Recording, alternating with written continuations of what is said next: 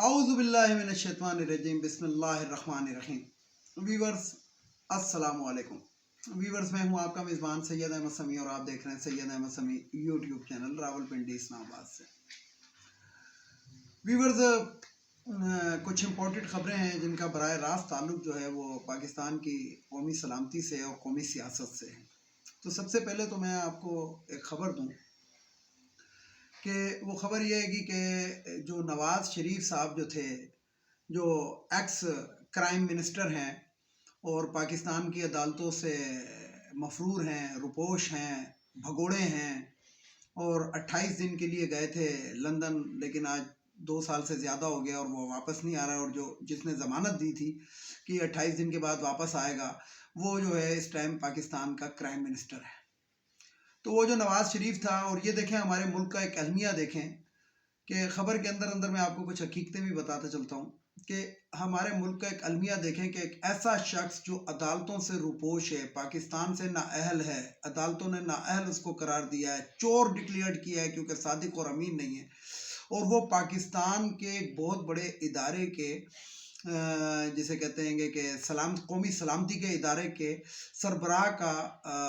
जो मुकर्रर करना है, तो उसके लिए उससे सलाह मशवरे हो रहे हैं। और मज़े की बात ये देखें कि हमारी अदालतें खामोश बैठी हैं, वो अदालतें जो रात को लगी थी। फिर मैं वहीं पे बात करता हूँ, लोग मुझे जब मैं बाहर निकलता हूँ तो मुझसे बहुत लोग कहते हैं यार आप इन जजों के पीछे पड़े हुए हैं, आप अदालतों की बातें करते हैं, लेकिन मैं क्या करूँ। आप मुझे बताएं कि एक अंधे को नज़र आ रहा है कि पाकिस्तान के साथ लंदन में क्या खिलवाड़ हो रहा है, यानी कि डिफेक्टो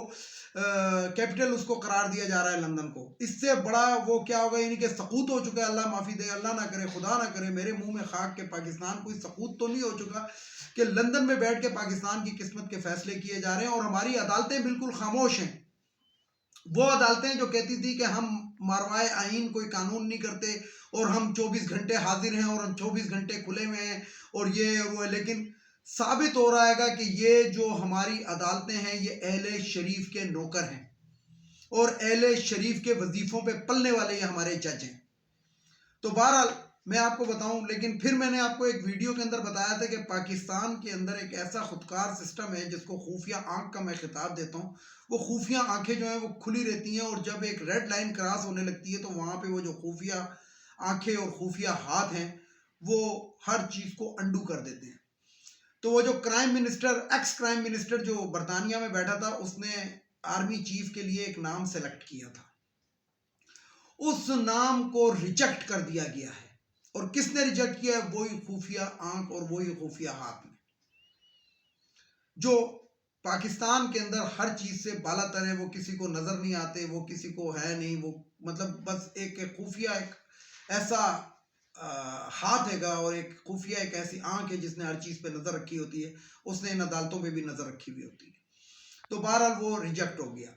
और मौलाना फजलुर रहमान जो है, जो धोबी का गुत्ता ना घड़का ना घाटका वाली मिसाल है कि अब वो जो है वो राल टपकाता हुआ और दुम हिलाता हुआ कभी जरदारी के दर पे जा रहा है और कभी किसी मतलब नून लीग के दर पर आ रहा है, और वो बीच में इस टाइम फुटबॉल बना हुआ है। यानी कि देखें, एक आलिम का काम होता है अल्लाह का पैगाम लोगों तक पहुंचाना, लेकिन ये पाकिस्तान का एक अलमिया है कि पाकिस्तान के अंदर एक ऐसा आलिम है जो अपने आप को आलिम कहता है, खुद साख्ता, कि जो चोरों का पैगाम जो है वो एक चोर का पैगाम दूसरे चोर तक पहुंचाता है, तो ये अल्लाह का पैगाम नहीं पहुंचाता। तो बहरहाल ये है कि पीडीएम जो है वो उसको इन्नल्लाह पढ़ने का टाइम आ चुका है। और अभी मजीद जो है तकरीबन कोई, मैंने अपनी एक वीडियो के अंदर कहा था कि ये जो है कुछ दिन बड़े आम है, लेकिन मैं आपको बताऊं कि तकरीबन 70 घंटे के अंदर अंदर ऐसा पाकिस्तान के अंदर होने वाला है कि जिससे अवाम तो बहरहाल खुश होंगे, सुख का सांस, खुश नहीं होंगे, सुख का सांस लेंगे, लेकिन मैं आपको बता दूं कि बड़े बड़े बुर्ज उलटने वाले हैं। और उसके अंदर वो लोग भी जो कहते थे कि हम ही अकले कुल हैं और हमारे अलावा कुछ नहीं है, वो भी जिसे कहते हैं कि साइड लाइन लग जाएंगे। और इमरान खान इस टाइम बड़े मुतमईन हैं क्योंकि उनके कागजों के अंदर जो उनको रिपोर्टें मिल रही हैं, जो उनको बताया जा रहा है, जो सब कुछ है। लेकिन मैं आपको बताऊं कि ये इमरान खान के साथ फिर एक गेम खेला जा रहा है। और देखिए, ये तो एक अंडरस्टूड बात है कि इलेक्शन होंगे तो उसमें इमरान खान साहब आ जाएंगे, लेकिन फिलहाल इमरान खान के साथ ایک والی کھیلی جا رہی ہے. والی کا مطلب ہوتا ہے گیند ادھر سے ادھر، ادھر سے ادھر، ادھر سے ادھر، ادھر سے ادھر، اور کوئی رزلٹ نہیں آ رہا.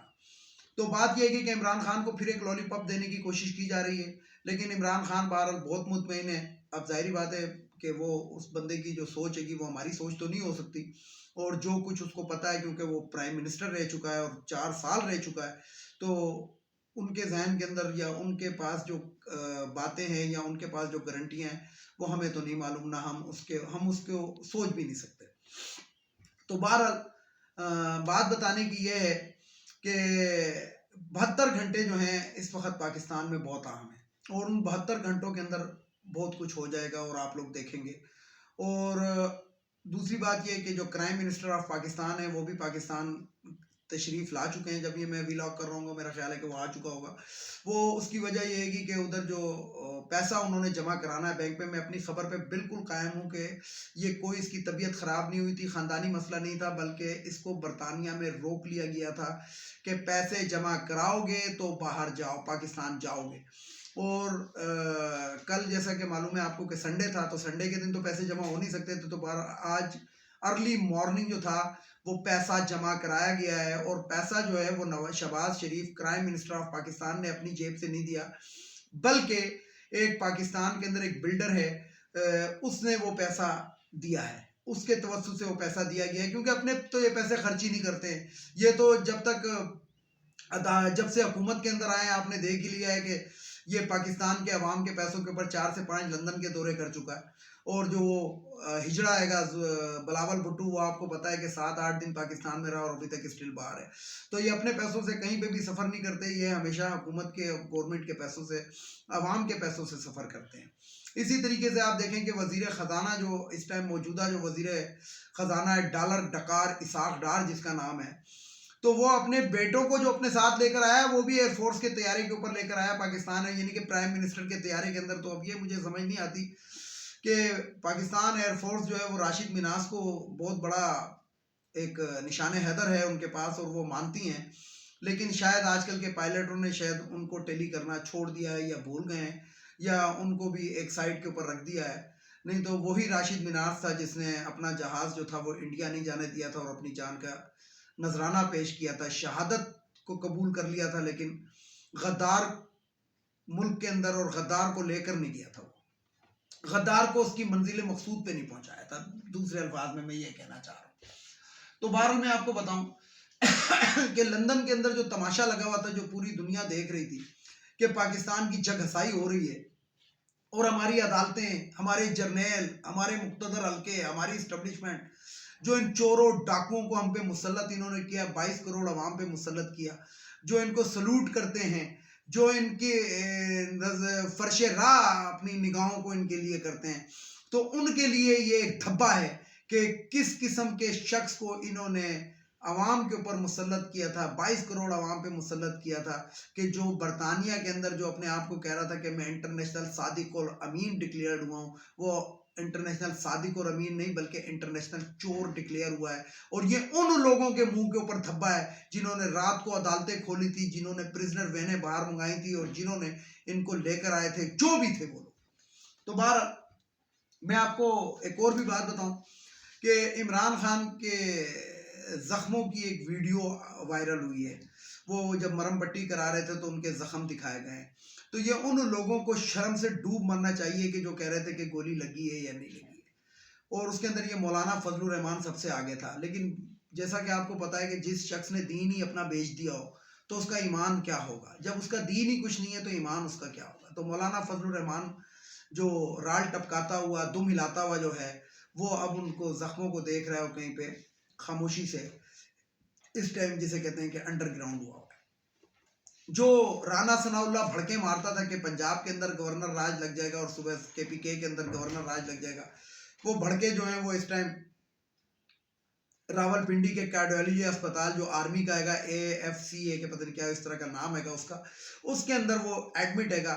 اور جو دل کی دھڑکن جو 60% کام نہیں کر رہی تھی اب 40% پہ آ گئی ہے. تو بہرحال اللہ تعالیٰ سے ہم رحم کی اپیل کرتے ہیں کہ ایک شخص کو جو اتنا زیادہ مرتد ہو، جو قادیانیوں کو اپنا بھائی کہتا ہو، جو اس قسم کا ہو، جس کے لیے کچھ علماء نے فتوے بھی نکالے ہوں، بہرحال میں تو یہ نہیں کہوں گا، لیکن اللہ تعالیٰ کو سے ہم دعا کرتے ہیں کہ ہر ایک کو اپنے انجام تک ضرور پہنچائے جس نے اس ملک کے ساتھ کھلواڑ کیا ہے ان کو، اور اس کے اندر رانا ثناء اللہ بھی شامل ہے۔ اس نے جس طریقے سے ماڈل ٹاؤن کی عورتوں پہ جو اس وقت اللہ کا ذکر کر رہی تھی،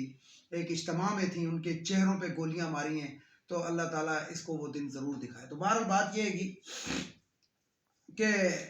وہ جو گورنر راج کی جو بھڑکے مار رہا تھا نا، تو وہ بھڑکے بھی پھوک بن کے نکل گئی ہیں، کیونکہ اب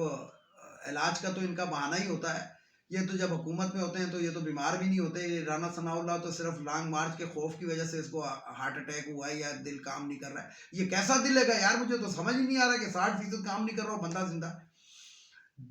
ڈاکٹرز یہ کہتے ہیں کہ 15 سے 20% اگر دل کام کرنا چھوڑ دے تو یعنی کہ بندہ جو ہوتا ہے گزر جاتا ہے، لیکن یہ عجیب و غریب وہ جو ہے نواز شریف ہے، اس کو ایک دن میں 3 دفعہ ہارٹ اٹیک ہوتا تھا، لیکن وہ بھی آج تک زندہ ہے۔ تو دوسرے الفاظ کے اندر یہ بھی ہے گا کہ ایسے لوگوں کی موت جو ہوتی ہے وہ بڑی ایڑیاں رگڑ رگڑ کے آتی ہے۔ تو بہرحال بات یہ ہے کہ ویورز میں آپ کو بتانا چاہ رہا ہوں کہ گورنر راج اب قصہ قارینہ ہو گیا ہے،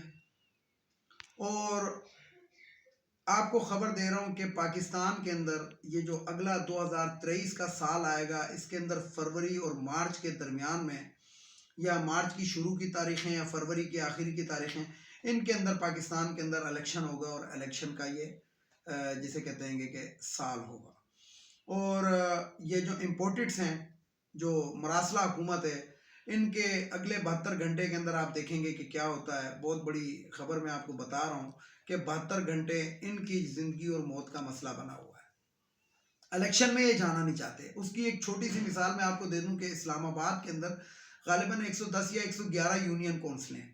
اور 110 یا 111 یونین کونسلوں کا الیکشن ہونا ہے، اور اس الیکشن کے اندر نون لیگ کو باوجود کوشش کے کوئی شخص ہی نہیں مل رہا جو نون لیگ کے نشان کے اوپر الیکشن لڑے۔ تو عمران خان یہاں پہ کیا کرے گا، کیونکہ سارے وہاں پہ تو پی ٹی آئی ہو رہا ہے، تو اب دیکھیں کہ یہاں پہ کیا ہوتا ہے۔ ان کو تو اپنا کینڈیڈیٹ ہی نہیں مل رہا، اور یہی اب جنرل الیکشن کے اندر ہوگا۔ اسی لیے یہ مولانا مردود، آصف علی زرداری اور یہ جو کرائم منسٹر ہے، یہ اسی لیے الیکشن کروانا نہیں چاہتے، اور یہ اسی لیے الیکشن سے بھاگ رہے ہیں کہ ان کو تو اب ان کا نمائندہ ہی نہیں ملے گا کھڑا ہونے کے لیے۔ تو بہرحال لندن کا تماشا آپ لوگوں کے سامنے ہے، دوسری چیزیں آپ لوگوں کے سامنے، اور کافی دن سے میں نے ایک ذکر نہیں کیا، میں آج اس کا بتا دوں کہ ارشد شریف کا جو قتل ہوا ہے، اور میں اس کے اوپر زیادہ بات اس لیے نہیں کرنا چاہتا کہ میں اس شخص کو یاد کرنا نہیں چاہتا، اس لیے یاد کرنا نہیں چاہتا کہ دل دکھتا ہے گا کہ ایک جیتا جاگتا ہنستا کھیلتا شخص ان لوگوں نے اپنی انا کی بھینٹ چڑھایا ہے۔ تو بہرحال ارشد شریف کے قاتلوں تک کی گردنوں تک ہاتھ پہنچ چکا ہے، اور عنقریب آپ دیکھیں گے کہ اگر پاکستان کی عدالتوں کے بارے میں تو میں کچھ نہیں کہہ سکتا، کیونکہ یہ تو وہ عدالتیں ہیں کہ جہاں پہ وکیل کرنے کی ضرورت نہیں ہے، جج کر لیا جاتا ہے، لیکن اگر یہ فیئر اور فری جسے کہتے ہیں کہ انویسٹیگیشن ہو، اور میں تو یہ کہتا ہوں کہ یہ کینیا کے اندر ان کو شہید کیا گیا ہے، تو انٹرنیشنل عدالت کے اندر، انٹرنیشنل کی جو عدالتیں جو ہیں اس کے اندر یہ مقدمہ چلنا چاہیے، اور ان کے قاتلوں کو کیف کردار تک پہنچنا چاہیے۔